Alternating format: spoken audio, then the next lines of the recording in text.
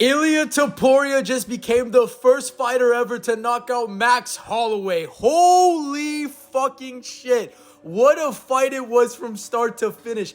Ilia Topuria knocked out Max Holloway with a left hook from hell, and Max Holloway slumped out so quick. His body was possessed, my guys. Let me tell you all something. Dude, this fight was super technical. Both guys were going back and forth. I honestly thought the first round went to Max. Max was piecing him up, fighting really good throughout the outside. He was really poised on the feet, really picking his punches, and he kept on kicking Ilia Topuria with those oblique kicks, and it hurt Topuria in the beginning. He was piecing him up. And then the second round, you see Topuria get more involved throughout the fight. He's picking up his pieces.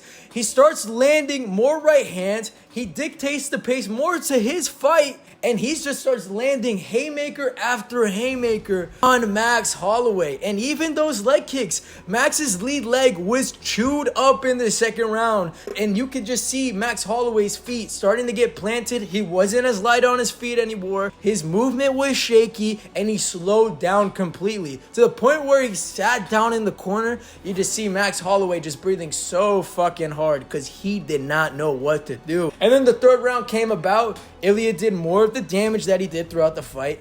You see him landing more of those clinical shots to the chin. Max's chin was completely exposed of how tired he was. His hands were completely down. Even though he did hit Ilia Topuria with a couple of check left hooks, there was no match about it because Ilia Topuria came at it like a torpedo and just slept Max Holloway, and that was wraps. And now moving forward, what is next for Ilia Topuria? Alexander Volkanovski walked into the octagon. He was trying to say his piece and trying to get a fight with Ilia Topuria. Ilia Topuria was all nice guy with him, saying, you know what, man, I respect you. I'll give you another fight.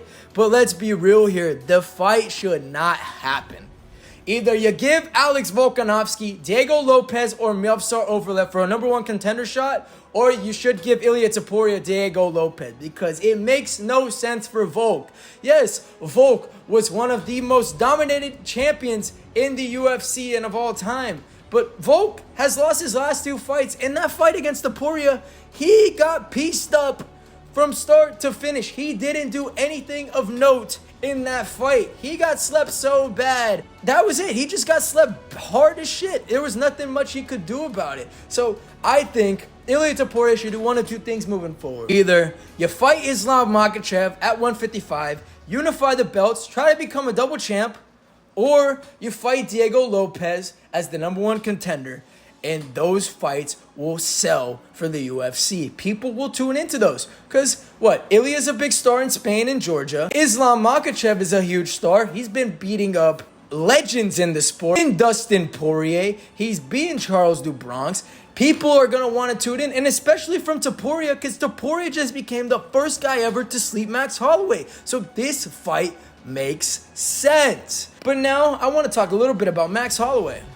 You know, Max Holloway just got knocked out for the first time. You know, he's definitely upset, and you saw it in his face, which sucks to see. I'm a huge Max fan. But moving forward, there is nothing left for Max Holloway at featherweight. And I've made a video on this before, stating this fact.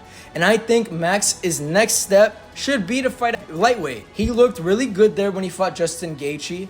He was bulked up. It looked like he had put some mass on him. He just pieced up Gaethje throughout that fight.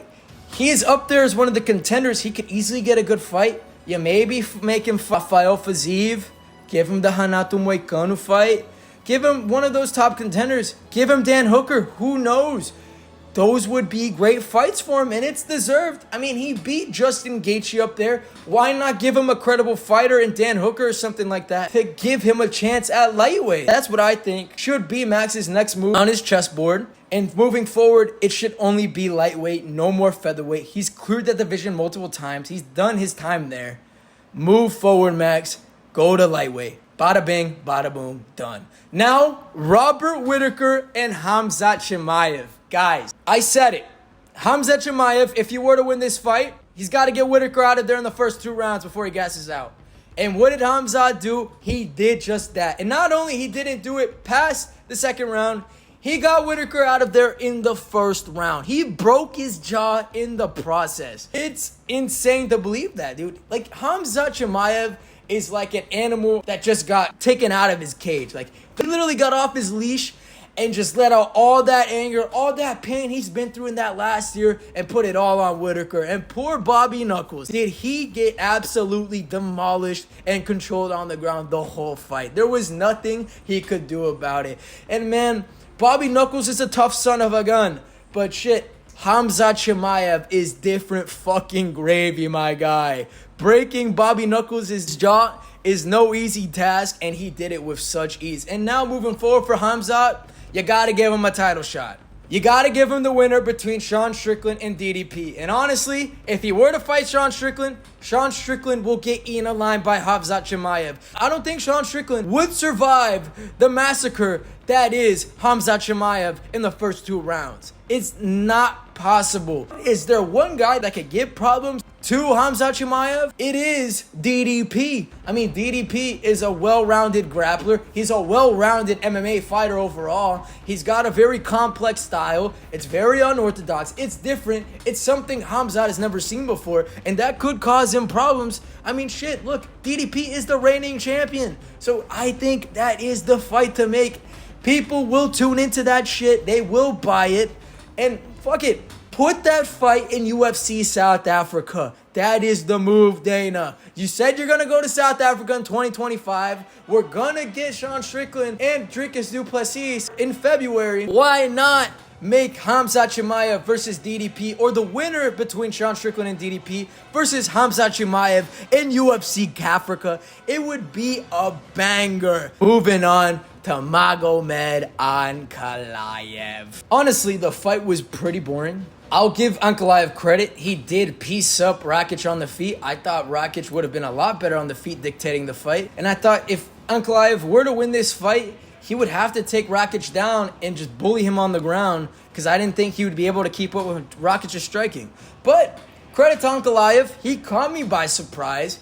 He threw some nice left hands. You know, his southpaw stance did bring problems to Rakic. He hit him with some heavy bombs, and he got the job done. Now the fight to make is him and Alex Pereira. UFC, get it done. I think Alex Pereira will still beat him after watching this fight between Rakic. As long as the fight doesn't go to the ground, I don't see how this should be a problem for Alex Pereira. I would say Alex Pereira will knock out Magomed Ankalaev in the 4th round of their fight. That is my early prediction of this fight. Sharapuin, you know, I recently made a video on him. Basically, I wouldn't say slandering him, but, you know, we kind of digged in deep on Mr. Shara Bullet. I did say he was going to win this fight between Armen Petrosyan, and he did. He won it in class. What exactly happened with Sharapuin is exactly what I said would happen in this fight in my video. Sharapuin got Armen Petrosyan out in style. Back-to-back spinning back fist. Millions and millions of views already on the internet.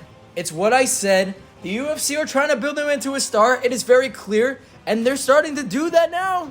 He's probably going to get somebody now in the top 15 after all this buzz. Whether he beats his next opponent in the top 15, I don't know. They're going to be very picky and choosy of who he gets. I don't know if they're going to feed him Chris Curtis along those lines. Maybe Paulo Costa. A fight where he could possibly win, because, you know, they got to protect Mr. Shara Bullet a little bit. He had an overall great performance. He's been improving constantly in the octagon.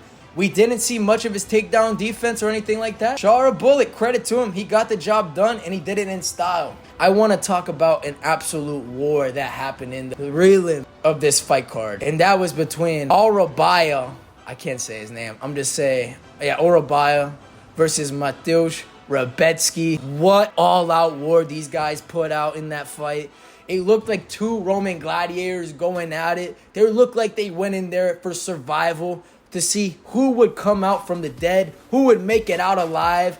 And unfortunately for Orabaya, Mateusz Rebecki came out alive, but still, it was a bloody massacre through and through. Blood was spewing everywhere. Hematomas out the dome. Hematomas off the eye. Every bone in these guys' bodies had to be absolutely depleted and destroyed, because these guys killed each other in there. The first round, I thought, went to Rebecki. The second round, Orabaya did his thing. He started picking it up. But then in the 3rd round, that's where it was just like insanity. Rebecki dropped Orabaya, but then Orabaya somehow perseveres, was able to take down Rebecki, put in some damage into him, but unfortunately, it just wasn't enough. I thought that round was a swing round. It could have gone either way in my book. And, personally, I thought it could have been a draw. But, Rebetsky got it done. Credit to him. Both guys were warriors. And that has to be the fight of the year, in my opinion. Because that fight was monstrosity, to say the least. But there is one more thing we have to talk about in importance of this card. And it was the dodgy judging in the first fight of the prelims between Carlos Leal and Rinat Fakhretdinov. Man, that was an absolute robbery through and through. I don't know how the judges scored that fight. All three judges scored that fight to Rinat Fakhretdinov. It made no sense to me because Leal won all 3 rounds. And if not, I think round 1, it could have gone either way. But for sure, Leal won rounds 2 and 3. He stuffed every single one of Fakhretdinov's takedown attempts he ever did. Fakhretdinov got 2 takedowns the whole fight. And Carlos Leal was piecing him up the entirety of the fight. He brought up not only the most significant strikes, but on top of that, he put out the most damage in the fight, and he was dictating the pace of the fight. Was it a great fight? Yes, it was a great fight. It was a good back and forth, but I thought Carlos Leal edged the fight for the most part. He won that fight, in my opinion. And for the judges to fucking do that is an abomination. To give him a unanimous decision victory, it's ridiculous. The UFC, they gotta fix it. There's something they have to do about it. I think one of those judges has to be penalized for it. Especially the judge that gave it to Fakhretdinov 30-27. That was absolutely stupid. The guy probably has never seen fighting in his life. He probably has a sheer bias to Fakhretdinov. And yeah, buddy should be sentenced to life to never judge a fight again. Anyways, people, good game, boys. Catch you later. Deuces. I'm out. Subscribe.